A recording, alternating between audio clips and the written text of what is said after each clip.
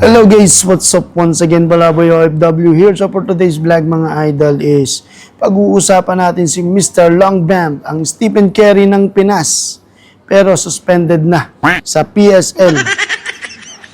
Bakit kaya? Basahan natin yung naging post ng PSL dito regarding sa sportsmanship ni Mr. Longbam. Okay? So, PSL suspend and fines Harms Hui for sportsmanlike conduct. January 11, 2025, the Philippines Super League suspended Harms Hui of Top Tier Lipa Batangas Stallions for one game and fined him 15,000 pesos for violating the league's code of conduct. Kung napapansin niyo mga loading sa laro niya, yung binabalya niya yung mga kalaban niya, pagpasok pa lang niya, tinutulak niya. Yung kala mo nasa liga lang.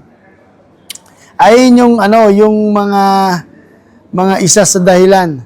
Tapos nung sinita siya ni Commissioner ng PSL na si Jerry Isplana, ang sabi rito, napanood ko yung laro nung Longbam. Real talk lang. When he was inside, ang slow ng offense ng team niya. Andun lang siya, walang takbo rito o takbo roon. Parang disarray yung offense. So, magulo. Magulo yung laro ni Mr. Longbam. Madaling salita, hindi pang TV at hindi professional. At tapos, siyempre, bumanat naman. Ito yung pinakamatinding dahilan. Binanatan ni Mr. Longbam, itong si Commissioner. Ang sabi ni Mr. Longbam, pwede naman tayo mag 1v1 kome para makapag-comment din ako kung ano rin ang dala mo sa loob ng court. Real talk lang din, sabi ni Mr. Longbam. Ayun yung isang komento ni Mr. Longbam na nagpalala sa pagka-suspend niya ng isang game yata to at magpapain pa siya ng 15,000 pesos. No? Sa akin lang, sa palagay ko lang, ito si Mr. Longbam is isang magaling na content creator tapos komedyante. Pero ang akala ko doon is content niya lang yung basketball. May laro naman siya konti kahit na bara-bara kasi kanya-kanyang style ng laro yan eh.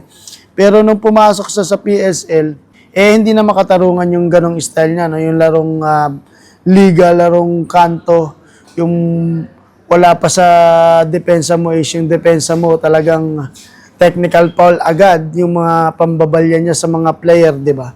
Hindi magandang halimbawa yon. At saka, yung babastusin mo yung commissioner ng league ay isa sa pinaka matinding misconduct na nagawa ni Mr. Longbam. Pero abangan pa rin natin yung mga mangyayari at magiging career ni Mr. Longbam dito sa liga. Pero natutuwa ako dito kay Mr. Longbam kasi nakakatuwa siya at saka proud na proud siya sa laro niya. Talagang kahit asarin siya ng buong Pilipinas na may saltek. Pero sinasakyan niya lang ito at patuloy pa rin sa paglalaro sa liga ng basketball. At may kanya naman, may sarili namang style to si Mr. Longbam. Hindi naman natin may tatanggi yun. At isa to sa nagpapalakas ng engagement ng PSL, no? Ng Philippine Sports sa ngayon. Kahit na mukhang katawa-tawa ang Philippine Sports, pero entertaining. Dahil nga pumasok na si Mr. Longbam at ang Kobe ng Pinas na si Mr. Jono ng Brusco Brothers, mga Lodi.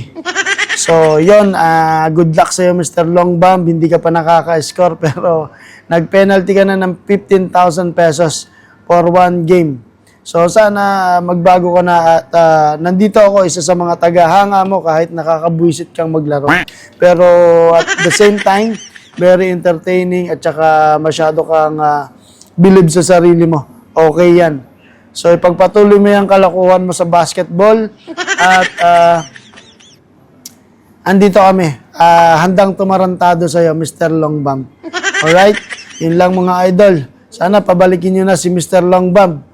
Dahil kailangan siya ng kanyang team para sa kanilang engagement.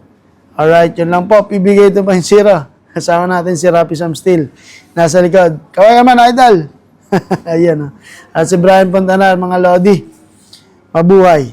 Huwag niyong kalimutan mag-subscribe and like and share this video para makarating kay Stephen Curry ng Pinas, Mr. Longbam. Alright.